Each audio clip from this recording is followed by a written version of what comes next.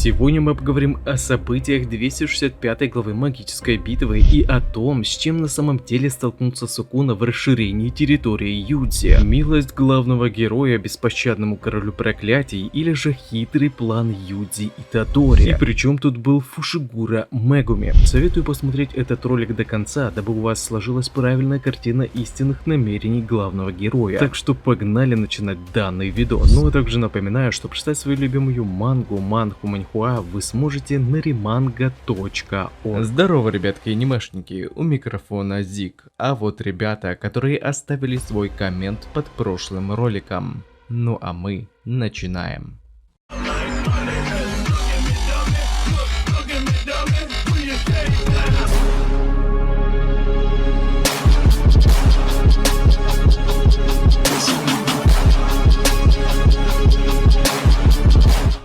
265 глава магической битвы демонстрирует нам просветление Итадори, тесно переплетая все с буддизмом. Пройдя столь тяжелый путь, мировоззрение и философия главного героя претерпела серьезных изменений. Ранее он считал себя винтиком большой системы, который должен выполнить свою роль до самого конца, и в случае его гибели, как он это называет, Юдзи посчитал бы это правильной смертью. Но в битве с двуликими Итадори осознал, что человек не рождается уже с предопределенной ролью в этом мире, и они никак не могут являться инструментами в чьих-то коварных замыслах. Ведь по мнению ГГ, жизнь каждого человека от малого до велика имеет свою ценность. Даже если при этом его образ жизни это банальные рутинные вещи, или даже если человек будет просто прикован к постели, все равно их жизнь будет иметь свой смысл. И Юдзи не собирался закрывать глаза на тех, кто манипулирует людьми и их жизнями, будто в них нет никакой ценности. Поэтому он никогда не простит Махита и Сукуну за все, что они сделали. Но прежде чем сделать выводы, далее следуя учениям буддизма, Итадори пытается продемонстрировать королю проклятий, в чем же на самом деле была сокрыта ценность человеческой жизни. Для этого главный герой показал Рёмину свое прошлое, как он любил пить сладкий чай после того, как его руки замерзали от уборки снега, как Юдзи играл на детской площадке и как его расстроило исчезновение маленьких магазинчиков, конкретизируя это открытием универмага. Он даже заставил Сукуну рака ловить, упрекнув его в том, что хоть двуликий и словил большого рака, но он был обычным, когда в ту же очередь Юдзи хоть и поймал маленького, но он был более редким. Тем самым Итадори обратил его внимание на то, что даже что-то по виду невзрачное может иметь гораздо высшую ценность, нежели то, что на первый взгляд казалось имело большую значимость. Кстати, печать расширения территории главного героя очень хорошо дает нам понять причину этого разговора. Печать РТ Итадори — это мудрая Кшитигарбхи, ссылающаяся на Бодхисаттву Кшитигарбхи, человеке, давший себе обет, что он не станет Буддой и не вознесется до тех пор, пока существа преисподней и их души не достигнут просветления. Простыми словами, внушение дьяволам и тем, кто оказался в преисподней, истинным ценностям жизни. Это буквально то же самое, что сейчас делает Итадори, показывая Сукуне свое прошлое. Юдзи пытается разглядеть в кромешном зле хоть что-то хорошее, дабы в итоге заставить двуликого осознать, что каждая жизнь имеет свою ценность. Смотря на это все с такой стороны, короля проклятий можно посчитать как демонического божества, обрекающего людские души на адские муки, а Итадори как того, кто прошел путь от обычного человека до момента, пока его не начали сравнивать с Буддой, намеревающегося добиться просветления душ преисподней и направлению их к лучшему существованию. Однако Рюмен в конце концов так и не пришел к желаемому от него результату, ибо он хоть и понимал, что пытался ему донести Юдзи, но все это его абсолютно никак не тронуло. К тому же такое отношение к своей персоне в свою очередь Рюмен посчитал как жалость, восприняв слово «сдаться» своему сопернику как милосердие Итадори. В фандоме магички это даже восприняли как нарутопедию от Юдзи, но я вижу в этом нечто другое.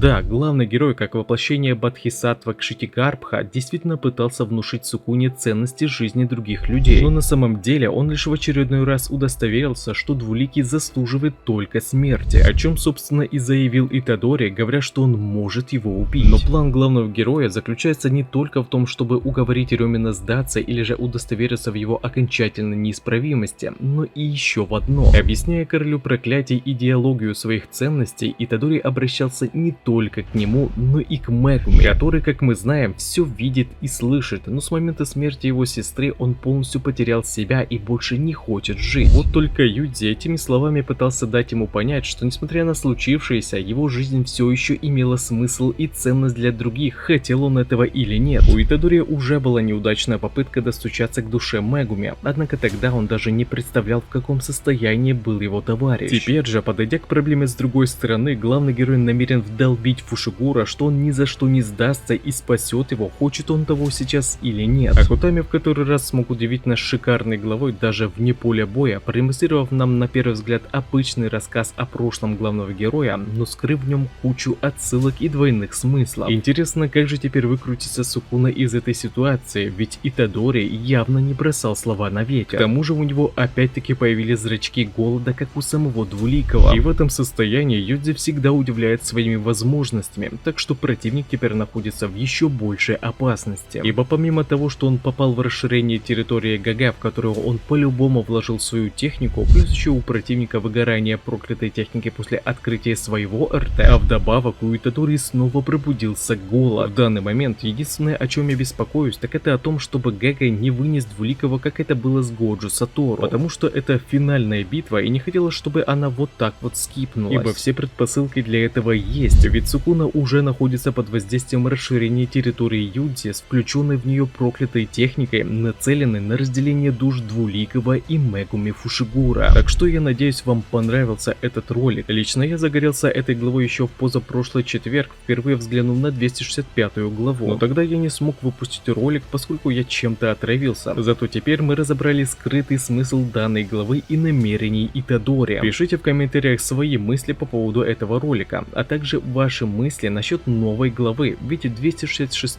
глава магической битвы выйдет уже на этой неделе. И также не забывайте, что прочитать свою любимую мангу и не только вы сможете на rimanga.org.